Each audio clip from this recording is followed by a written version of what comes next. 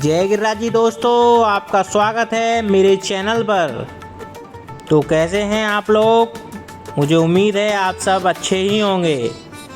तो आज हम जाने वाले हैं शांतनु बिहारी मंदिर और शांतनु कुंड को देखने।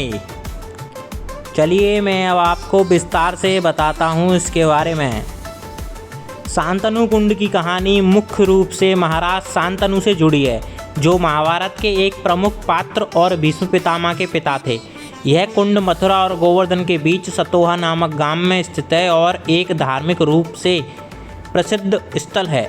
यहाँ इस कुंड और महाराज शांतनु से जुड़ी पूरी कहानियों को मैं आपको आज बताऊंगा। शांतनु कुंड को महाराज शांतनु की तपस्या स्थली माना जाता है। कहानी के अनुसार महाराज शांतनु ने एक योग्य पुत्र प्राप्त करने की कामना इस स्थान पर कठोर तपस्या करके की थी। कहा जाता है कि उनकी तपस्या से प्रसन्न होकर भगवान चतुर्भुजी सूर्य नारायण या श्री कृष्ण प्रकट हुए और उन्हें वरदान दिया। इसी वरदान के परिणाम स्वरूप बाद में उन्हें देवव्रत नामक पुत्र प्राप्त हुआ, जो आगे चलकर अपने भीषण प्रतिज्ञा के कारण भीष्म के नाम से विख्यात हुए। आज भी संतान की कामना करने वाले दंपत्ति इस कुंड में स्नान करते हैं और पास स्थित श्री शांतनु बिहारी जी के दर्शन और पूजा करके सौभाग्य प्राप्त करते हैं। शांतनु कुंड की कहानी महाराज शांतनु के जीवन की कहानी से भी जुड़ी हुई है, जिसका जिक्र महाभारत में मिलता है। हस्तिनापुर के राजा शांतनु को गंगा नदी के किनारे एक अत्यंत सुंदर स्त्री देवी गंगा मिली। वह उनसे प्रेम करने लगे और उन्होंने गंगा से विवाह का प्रस्ताव रखा। गंगा ने विवाह करने के लिए एक शर्त रखी। उन्होंने कहा, आप कभी भी मेरे किसी भी कार्य के बारे में कोई प्रश्न नहीं पूछेंगे और ना ही उसके लिए मुझे रोकेंगे। यदि आप ऐसा करेंगे तो मैं तुरंत आपको छोड़कर चली जाऊंगी। शांतनु ने प्रेमवश यह शर्त मान ली और उनका विवाह हो गया। विवाह के बाद गंगा ने एक एक करके 8 पुत्रों को जन्म दिया। जैसे ही कोई पुत्र जन्म लेता, गंगा उसे चुपचाप नदी में ले जाकर डुबो देती थी। यह देखकर राजा शांतनु बहुत दुखी हुए, लेकिन अपनी प्रतिज्ञा के कारण वे कुछ भी पूछ नहीं पाते थे। इस तरह गंगा ने उनके 7 पुत्रों को नदी में विसर्जित कर दिया। जब 8वें पुत्र का जन्म हुआ और गंगा उसे भी डुबोने जा रही थी, तब राजा शांतनु से रहा नहीं गया। वह रो पड़े और उन्होंने गंगा को रोकते हुए पूछा कि वह इतनी निष्ठुर क्यों है, अपने ही बच्चे को क्यों मार रही है। राजा द्वारा प्रश्न पूछते ही गंगा ने कहा कि राजा, आपने अपनी प्रतिज्ञा तोड़ दी है, इसलिए अब उन्हें जाना होगा। जाने से पहले गंगा ने राजा को रहस्य बताया कि वह और उनके 8 पुत्रों एक सांप के कारण मानव रूप में जन्मे थे। राजा शांतनु पिछले जन्म में राजा महावीश थे, जिन्हें ब्रह्मा के दरबार में हुई एक घटना के कारण मानव जन्म का श्राप मिला था। उनके 8 पुत्र अष्टवसु थे, जिन्हें ऋषि वशिष्ठ ने शाप दिया था कि उन्हें पृथ्वी पर मनुष्य के रूप में जन्म लेना होगा। गंगा ने बताया कि शाप से मुक्ति दिलाने के लिए ही उन्होंने 7 वसुओं को जन्म लेते ही नदी में डुबोकर उन्हें मानव जीवन से मुक्त कर दिया था।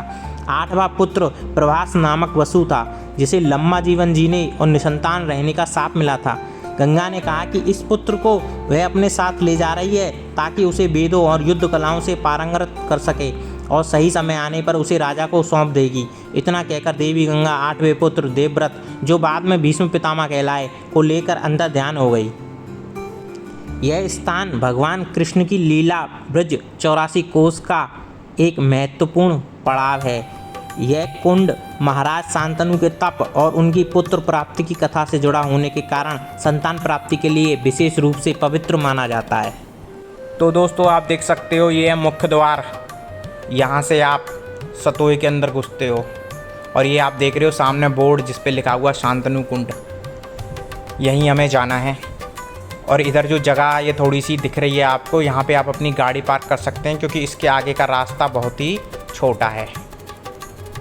और यहीं से आप देख पा रहे हो कुंड, आपको अब कुंड दिख रहा होगा। इस कुंड का रंग बिल्कुल ही हरा है।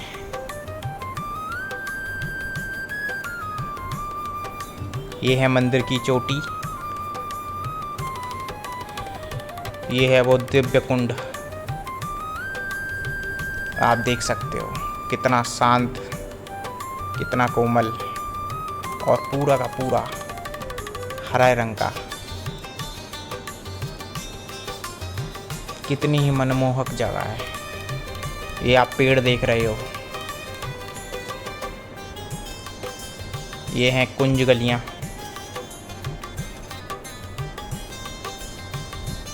और ये आप देख रहे हो, यहाँ से आपको लेफ़्ट लेना है और ये सीधा रास्ता जाता है मंदिर के लिए। आप ये बोर्ड पढ़ सकते हो, इस पे साफ साफ लिखा हुआ है शांतनु कुंड।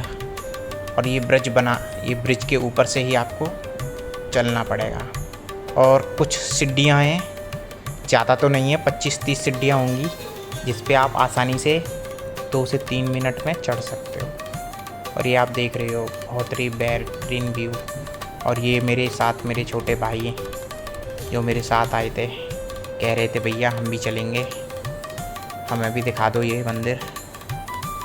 तो आप देख रहे हो कितनी फुर्ती से ये लोग चढ़ते जा रहे हैं और मैं स्लोली आ रहा हूँ। और हम बस ऊपर चढ़ने ही वाले हैं। और आप देख रहे हो कुछ ही सीढ़ियाँ बची हैं मंदिर में, और लो हमने वो भी चढ़ ली। कोई थकान नहीं, कुछ नहीं, फुल एनर्जी। और आप देख रहे हो ऊपर से कितना बढ़िया व्यू आ रहा है, बहुत ही सुंदर व्यू।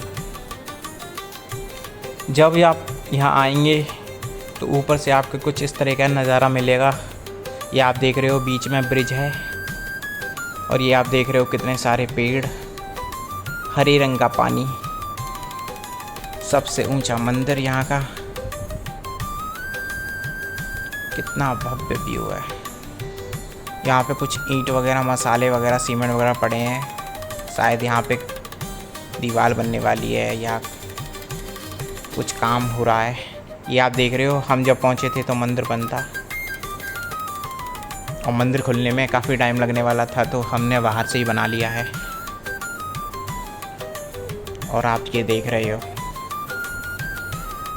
शांतनु बिहारी जी महाराज। हे भगवान, हम सब पर कृपा बनाए रखना। जो भी इस वीडियो को देख रहा हो उस पर भी कृपा बनाए रखना। जय हो शांतनु बिहारी लाल की जय। जय जय श्री राधे श्याम।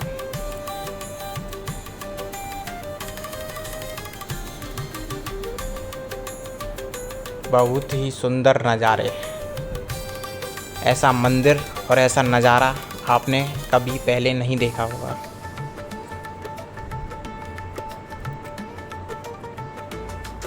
और ये हैं हमारे भाई लोग। बोलो सच्चे दरबार की जय। बोलो राज धरण की जय। जय जय श्री राधे श्याम। जय जय श्री राधे। तो अब हम वापस जा रहे हैं और ये आप देख रहे हो हमारे छोटे भाई मस्ती करते हुए एक के पीछे एक रखते हुए जा रहे हैं। और ये गिर गया, इसको चोट तो नहीं लगी। और ये आप देख रहे हैं, यहाँ जब भी आएँ थोड़ा सावधानी से आएँ, क्योंकि यहाँ बंदर बहुत ही ज़्यादा हैं। इतने सारे बंदर और किसी मंदिर में आपने नहीं देखे होंगे। हम इन बंदरों से बचते हुए आए हैं। और ये आप देख रहे हो छोटे भाइयों की मस्ती बिल्कुल भी रुक नहीं रही है। ये फुल एंजॉय करते हुए जा रहे हैं। और आप देख रहे हैं ये कितना पुराना पेड़ है और इसमें कितना अंदर की तरफ डीप गड्ढा हो रखा है, फिर भी ये पेड़ बिल्कुल तना हुआ है, खड़ा हुआ है, हरियाली के साथ। पूरी पत्तियां इसकी हरी हो रखी हैं। तो गाइस ये मंदिर कुछ ऐसा था। और ये आप देख रहे हो कितने सारे पक्षियाँ उस पेड़ पे भी हैं, इधर भी हैं। मुझे लगता है आपको ये वीडियो अच्छी लगी होगी। जय गिरिराज जी।